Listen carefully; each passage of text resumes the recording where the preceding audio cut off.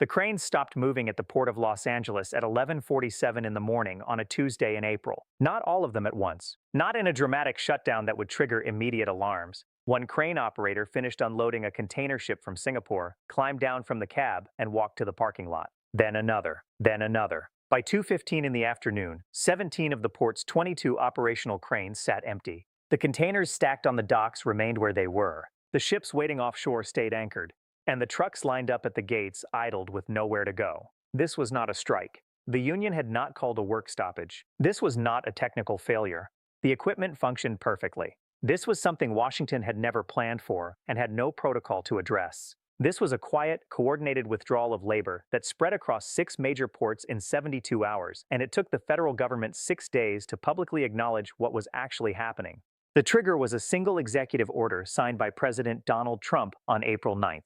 The order imposed new workforce verification requirements on all employees working in federally regulated ports. Every worker, from crane operators to longshoremen to truck drivers, would be required to submit to enhanced background checks, provide proof of citizenship or legal residency, and undergo biometric registration within 30 days. The stated purpose was national security. The language cited concerns about foreign infiltration, smuggling networks, and potential terrorist access to critical infrastructure. The order was announced at a White House press briefing with minimal advance notice. No consultation with port operators. No coordination with labor unions. No assessment of operational impact.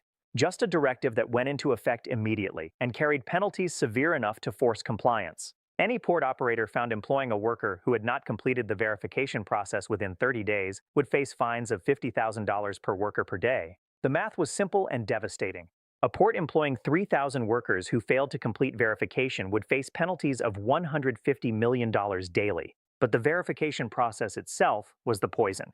It required workers to travel to federal processing centers located in downtown office buildings, not at the ports themselves. It required them to wait in lines that stretched for hours. It required them to submit documents many did not possess or could not access quickly. And it required them to do all of this on their own time, without compensation, under threat of losing their jobs if they failed to comply. The workers did the math too, and they made a different calculation.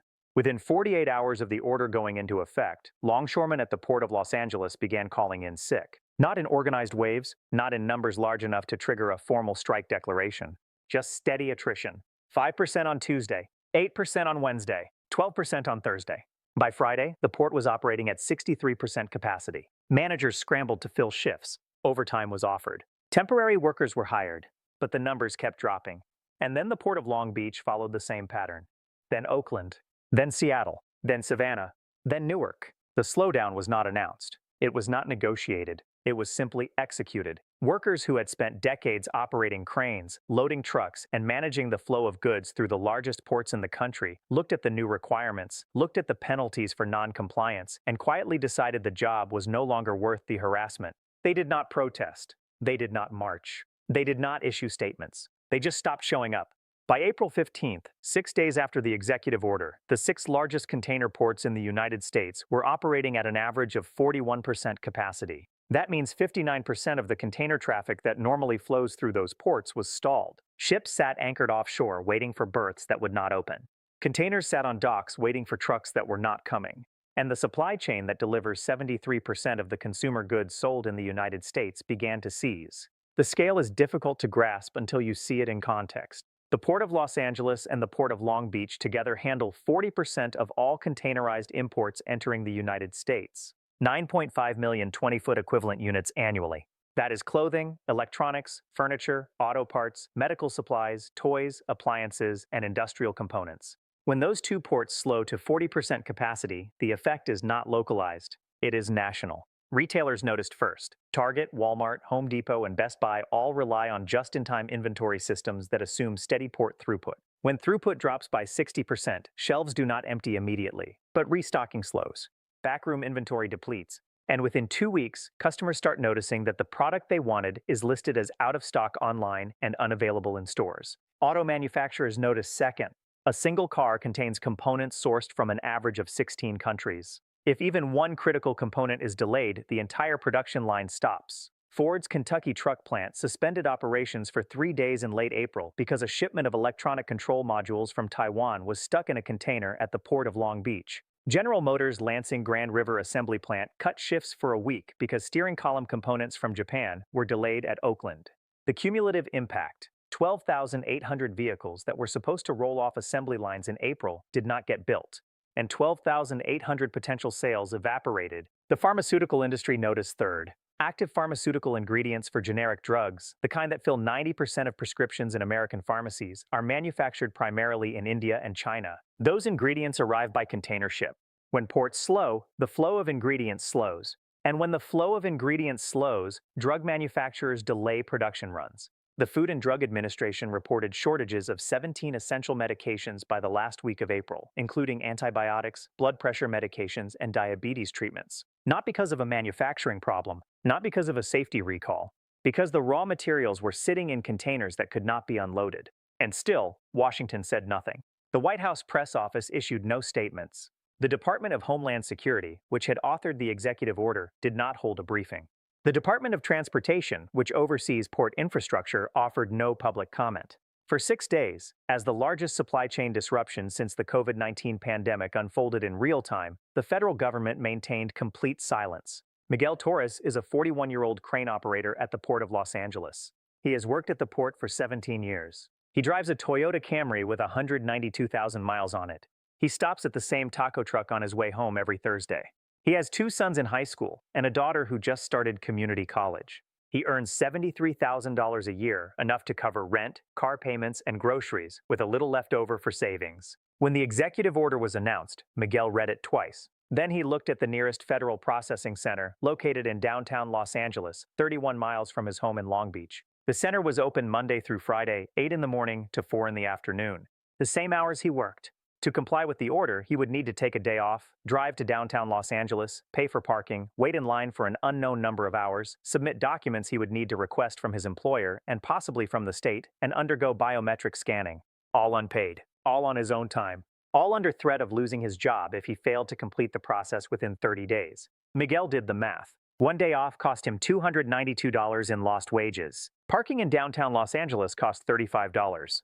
Gas cost $18. And the process, based on reports from workers who had already gone through it, took an average of 6 hours. That was a full day of work, lost income, and personal hassle to prove he had the right to keep doing a job he had been doing successfully for 17 years. "I am not lazy," Miguel said in an interview conducted outside his home. "I am not trying to avoid responsibility, but I am also not going to be treated like a criminal for showing up to work. They are asking me to prove I belong in my own country. I was born in Bakersfield. I have a birth certificate. I have a social security card. I have paid taxes every year since I was 16. And now they want me to stand in line and get fingerprinted like I did something wrong. So I called in sick. And I will keep calling in sick until someone explains to me why this is necessary." Miguel is not political. He does not watch cable news. He does not follow trade policy debates. He just operates a crane, picks up his paycheck, and goes home to his family. But when the policy reached his life, he responded the only way that made sense to him. He stopped participating. And he is not alone. Thousands of workers across 6 ports made the same decision for the same reason. They were not striking. They were not protesting. They were simply refusing to comply with a system that treated them as suspects rather than employees. The economic damage radiated outward in widening rings. Retailers began paying premium rates for air freight to bypass the port delays, increasing costs by 300 to 500% per shipment. Manufacturers extended production timelines, delaying product launches and missing seasonal sales windows. Agricultural exporters watched perishable goods rot in refrigerated containers that could not be unloaded. And small businesses that depended on steady inventory flow began to exhaust their cash reserves, covering delays they had no control over. The American Trucking Association estimated that the port slowdown cost the economy $4.7 billion in the first 2 weeks alone. That is lost productivity, lost sales, and lost wages across industries that had no connection to the executive order but were caught in its consequences. And still, Washington said nothing. Senator Catherine Holloway, a Republican from Georgia with 22 years of experience in supply chain logistics before entering politics, finally broke the silence on April 15th. She did not hold a press conference. She did not issue a formal statement. She gave an interview to a regional business news outlet, and the transcript was picked up by Reuters 6 hours later. "We have a crisis unfolding at our ports," Holloway said. "Not because of a labor dispute, not because of equipment failure, not because of weather or natural disaster. We have a crisis because the executive branch implemented a workforce policy without conducting a single operational impact assessment. The workers are not the problem. The policy is the problem. And until someone in Washington has the courage to admit that, the ports will continue to operate at 40% capacity, the economy will continue to hemorrhage billions of dollars daily, and American families will continue to pay the price for a security theater performance that has done nothing to improve actual security. Holloway's comments were the first public acknowledgement by a federal official that the port slowdown was real, significant, and directly caused by the executive order. The White House did not respond to her statement. The Department of Homeland Security did not respond. But the silence itself became the story. By April 16th, cargo ships anchored offshore at the Port of Los Angeles numbered 63. That was the highest backlog since the COVID-19 supply chain crisis of 2021. Each ship carried an average of 8,000 containers. Each container held goods worth an estimated $42,000. The math, $21.1 billion in merchandise sitting offshore, inaccessible, because the workers who normally unloaded it were calling in sick rather than submit to a verification process they viewed as punitive and unnecessary. Warren Buffett addressed the situation during an investor call on April 17th. Buffett rarely comments on short-term political controversies, but the port slowdown was affecting Berkshire Hathaway's rail and logistics subsidiaries, and investors wanted answers. Logistics is invisible until it breaks, Buffett said. People do not think about ports. They do not think about cranes. They do not think about the workers who move containers from ships to trucks to warehouses to stores. But when that system stops working, everything stops working. What we are seeing is a classic case of policy designed without understanding operations. Someone in Washington decided that enhanced security at ports was worth implementing immediately. What they did not ask was whether the system could absorb the policy without collapsing. The answer, as we are now discovering, is no. And the cost of that discovery is being paid by every American who cannot find the product they need on the shelf. Buffett's words carried the weight they always do.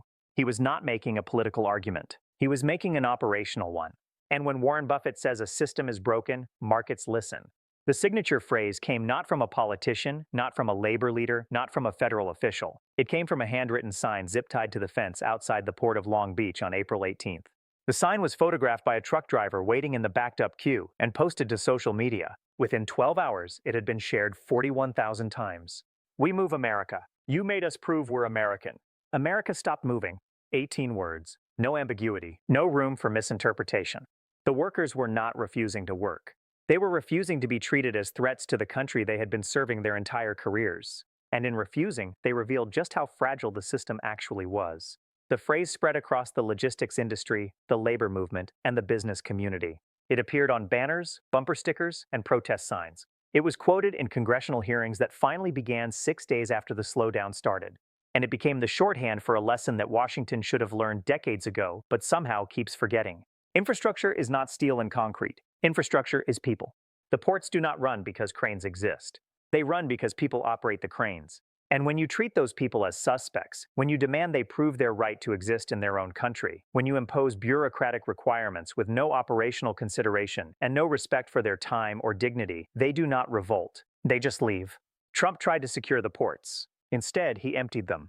He tried to protect critical infrastructure. Instead, he revealed how dependent that infrastructure is on the goodwill of workers who can choose, at any moment, to stop participating. He thought he was enforcing the law. He was breaking the system. By the time Washington admitted what was happening, 6 days had passed. 63 ships sat anchored offshore. $21 billion in goods sat inaccessible. $4.7 billion in economic activity had evaporated. And the workers who make the entire system function had learned a lesson they will not forget. Their labor is not a given.